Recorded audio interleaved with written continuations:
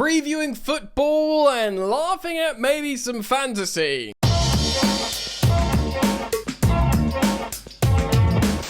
What's poppin', friends? How's it going? And welcome on back to Football Therapy with me, your host Jan. As always, mate, I really do hope that you're doing well. And this is a Chelsea news video slash, I suppose, Qarabag preview. That's right, we played Qarabag twice before in the Champions League, beat them 10-0 on AG across both home and away games. But they're in quite good form. We're traveling very, very far away, and I guess we'll put out the B team. We'll speak a little bit about that. Cole Palmer's been named in FIFA Pro's Best World 11. Lots of people upset about that. We'll reflect a little bit on it as well. And there's been some sensational stuff. Look, yesterday I did a video explaining how I think Chelsea should look at Harry Kane's release clause, his buyout clause, and how I think that he would maybe consider it because he, a couple of seasons in the Prem, and he would break the all-time scorer record, take it off Alan Shearer. That's something that we know he's always wanted to do. I think personally he'd be the perfect bridge to Liam Delap. Now, I was just talking about what I would like, and of course I pitched it to you guys and why I think it would be a great idea for Chelsea. And it's kind of opened up the conversation a little bit at large about the current ownership and would they go in for these big, high-profile, expensive players in certain opportunities. I want to speak a little bit about that because there's, as I was going through Chelsea news, Team Talk, which often writes about, Chelsea stuff, spoken about Vinicius Jr. Being linked to Chelsea, right? Yeah. So firstly, I'll reflect on that. I'm not going to go through the article. I'll show you the headline and then we'll speak about that. And we'll speak about perhaps transfer targets at large. Can we expect, ever like these high profile names again? I mean, of course, we've signed players that are becoming high profile names and are, Palmer, Estevao, maybe the likes of Santos. And I know Enzo Fernandez won the World Cup, but Caicedo cost at the time a record fee, but he's becoming a superstar at Chelsea. Like, the world is looking at him now, which is all well and good, but will Chelsea buy a player that will demand high wages? That won't go into their wage structure. Well, I really want to speak about this to you guys, so we're going to get through all of that, and we'll preview the game. I've built a lineup for the Champions League game as well. We'll have a little bit of fun there. Guys, thank you so much for the recent love and support here on the channel. It's most appreciated. Of course, 550 odd subscribers off 200,000. Incredible feat, achievement for us as a footballing community here on the channel. So thank you for liking, subscribing, hyping up the video, commenting, sharing, all that nice stuff that helps us content creators out. I genuinely do appreciate it very much, so thank you for that. Yeah, let's hop into the video and start off with Cole Palmer. So yes, the boy has been included in the FIFA Pro Men's World 11. It's a very peculiar 11. It would not function as a footballing starting 11, but he's on there, and for me, deservedly. I know he went off the boil a little bit in the campaign in the Premier League last season, but ultimately his numbers were still good. Ultimately, he dropped a man of the match performance in a European final, and ultimately he dropped a man of the match performance in the Club World Cup final, and also won best player of the tournament. And of course it was against Paris Saint-Germain, a team that had the Ballon d'Or winner, or the soon-to-be Ballon d'Or winner, in Ousmane Dembele, and of course we absolutely battered them in what, could only be described as a high-profile and very competitive affair,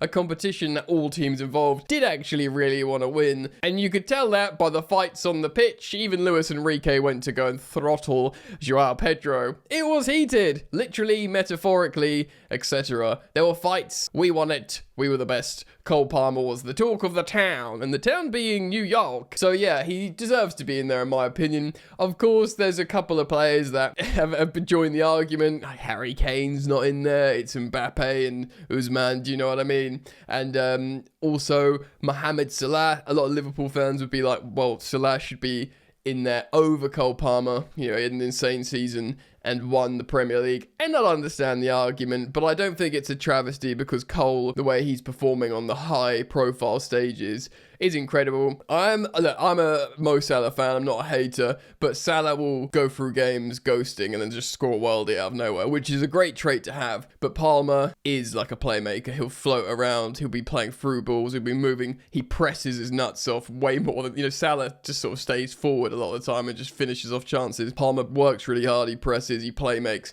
he scores and he assists. He's the complete attacking playmaker, and he just deserves that spot. He's getting so many individual awards, Cole. We just need him back. He is sort of training. We don't know when he's going to return, but fortunately, we're in a position now where we can kind of ride out the absence of Cole Palmer, and then when he comes back, it would just be a much welcome addition. And we've got to be really careful that he's fully good to go and we can't, we don't re-aggravate an injury. Chelsea have seemingly worked miracles on Reece James. We're hoping they do the same with Fofana and Lavia. And of course, we don't want Cole to become an injury-prone player. So they need to be very, very careful with young Palmer. Right, so let's talk about sort of silly season story headline stuff. Check out this headline from Team Talk. So yes, it's talking about how Vinny Jr. and I think Jude Bellingham possibly falling out of Xabi Alonso, and now certain players are being linked to like Man City and whatnot. And apparently Chelsea are lurking and looking at Vinicius Jr. Now, this is citing transfer expert journalist Bailey. He does reference the fact how Todd Boehly, who, lest we forget, remains Chelsea chairman for the moment, would love to sign a marquee star for Chelsea. And he's always felt that way, yeah? So this is what sort of brings the argument in. Totally understand you guys in the comments going, yeah, and what are you talking about? We're never going to sign a high-profile player. We only sign 15-year-old South Americans now. Yeah, I get it. And by the way, sometimes they work out amazingly. Estevao and a few others might pop up and turn good. But it does feel like, well, where are the superstars? Because we know they'd signed big players. Enzo Fernandez, Moises Caicedo. But the big roadblock here, guys, is Vinicius Jr. What's his salary? Check this out. AI Overview is saying that he's on over 400,000 euros a week. Damn! Even if that's, what's that? Even if that in, pounds is closer to Raheem Sterling money, well, you pay that money to Raheem Sterling, yet we do not want to be paying that money to Raheem Sterling. I think Chelsea ideally don't want to pay that money to anyone. I think our highest earner is Captain Reece James on like 220k a week, which is totally fine for me. I think Moises Caicedo is on 180k a week, currently the best central defensive midfielder in the world. Cole Palmer, we signed him on about 80k a week. He had an amazing record-breaking season at Chelsea. We gave him a pay rise. Oh yeah? What, to 400k? No, to 120k a week. So everyone's on a very low wage. And by the way, I ain't hating on it. It's clever. It's good business. These are base wages for young players that keep them incentivized because they do have an incentivized structure. Bonuses, score this many goals, that 120 becomes 200, win trophies, qualify for the Champions League, you get way more money. There's a 25% wage reduction on everyone if Chelsea don't qualify for the Champions League, which is smart. It's a good thing to do. I mean, not on Raheem Sterling. He's just sitting with his feet up somewhere, earning 320k a week, no matter what. So yeah, that's a problem. It's interesting because we're hearing conflicting reports here. So firstly, let me be transparent here. I am no interest in signing Vinicius Jr. I think he's a star, but I do think there's an element of him being overrated. His numbers have never been insane. I do think he's got a bit of an ego.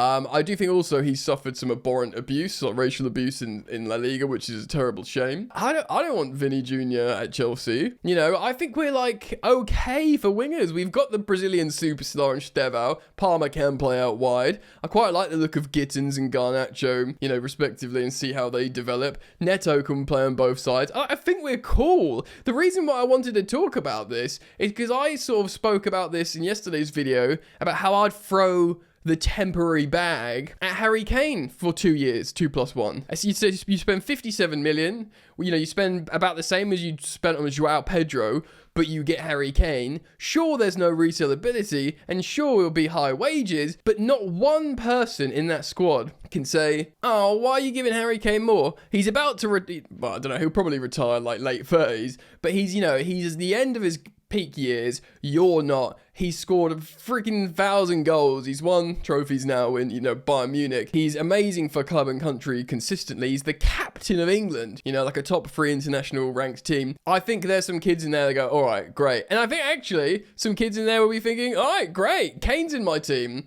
This is my opinion. If we were to commit a certain amount of wages that broke the structure for a certain profile of player, I wouldn't just bring in Vinny Jr., who's not that old, who other players of similar age would be thinking like, why are you bringing him in? I can do what he does. And, but if you bring someone like Kane in, who, like the other strikers, Liam Delap's going to be like, that's Harry Kane. Okay. Do you know what I mean? It's my opinion. I wasn't suggesting it's going to happen. I just basically was making my pitch because we've been linked with him over the years, and there is that release clause this summer that he can actually tell Bayern Munich about in January, in 2 months' time, as in like a decision that he wants to go somewhere. Yeah, so look, firstly, Vinny Jr., no, thank you. And, like a lot of stories, almost certainly nonsense. But even though I think this, Bailey is actually, I think he's got good, information a lot of the time. But he's suggesting that Todd Boehly would want to sign him. And that is true. Now, we know there is a war of the ownership between Clear Lake Capital, Bedadik Bali, and Jose Feliciano, and some other geezer, I'm forgetting his name. And then there's Todd Boehly and his crew, Walter and Vice, do you know what I mean? And when they were publicly at war, they were briefing the media saying, I want to buy you out. No, we want to buy you out. Todd basically suggesting that although they've got slightly less equity of Chelsea, less, shares, he would have the financial backing to absorb all of Clear Lake. And of course, Clear Lake with 63% ownership of Chelsea, and they look after hundreds of millions, if not billions, lots of money. They'd be like, yeah, we've got the juice, we'll take it all. So it's very, very interesting. Of course, a lot of Chelsea fans liked the Todd Boehly, I say model, when he was sporting director. It was pretty disastrous. He bought the high profile names, he gave them the high salaries, and we're still kicking the can down the road of Raheem Sterling on 300k a week plus. We signed Aubameyang, we signed Koulibaly, we tried to just keep Tuchel happy, and it kind of was a really bad move, essentially. But now we've made a really good sporting structure of young players, but there's still this idea that Todd Boehly wants these star marquee signings that heightens the profile of the club. Of course they've heightened the profile of Cole Palmer,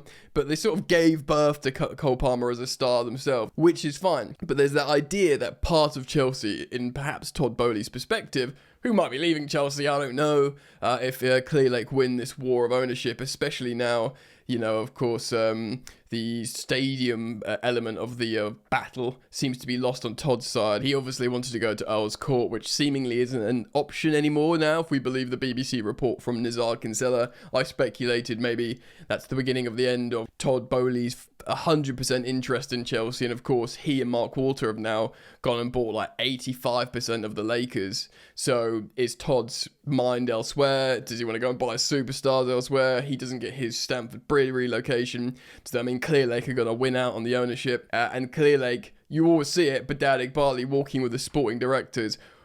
We've got a project. We buy children from South America. That's our plan. Where Todd was like, the first thing he did when he bought Chelsea was he sat down with Jorge Mendes, had a meeting with the Portuguese super agent, and been like, can we sign Cristiano Ronaldo? I think that would have been a disaster for a multitude of reasons. Personally, I'm pleased we didn't. But that's where Todd's head was at. He wanted to buy that sort of superstar. So Todd Boehly might be like, Vinny Jr., gets his juices flowing. Again, personally, I wouldn't go for like a superstar, high-profile winger. If we were going to just buy a left winger, I wouldn't go for Vinny. If we could just buy a superstar, I'd go for, Kvaratskhelia or someone, I don't know, whatever. Probably not Vinny Jr. Anyway, I wanted to speak about it because it is interesting. There's still this media briefing that Chelsea would be interested if the right opportunity comes. And I should have mentioned it in yesterday's video. But if we are to believe reports, and obviously pinch of salt always, but multiple journalists said this, before Van Dijk 35-year-old Van Dijk extended with Liverpool, Chelsea said, do you want to come to Chelsea? They said they approached him and they were like, can we convince you? Obviously it would have been a free transfer, so there would have been no transfer fee. But he was demanding £400,000 a week, which he's getting at Liverpool. Maybe Chelsea say, yeah, we'll give you that because there's no transfer fee. But then again, of course, you've got someone in the dressing room on, 4 times as much as the other defenders. Do they accept that because it's Virgil van Dijk? He's a Champions League, multiple Premier League winner, captain, maybe.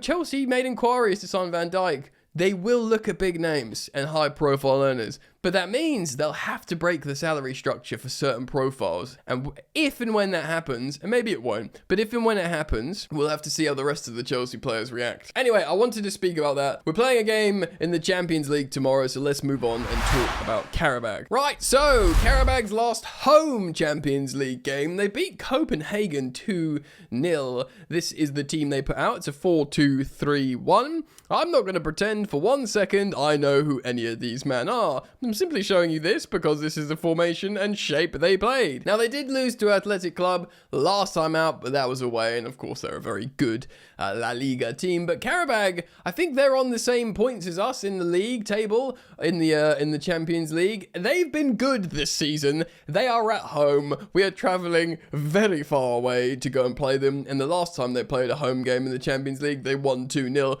So we are going to have to take this game very seriously. This is a must-win game. It really is, especially if you consider we're playing Barcelona still, Napoli away. We got to go away to Antonio Conte's Napoli in Naples for the final game. We want to get 3 points here. It's imperative. You do not want to end up in the playoffs in the league phase, or, you know, worse, not qualifying for the next round. So this is absolutely a must win. It's really, really important. And this next graphic here is the lineup I'm putting out. And by the way, just quickly, I haven't watched Maresca's pre-match press conference at time of recording, so one of these players might be out. Apologies, but this is what I'm going for. Check this out. So here we go. This is the listed lineup.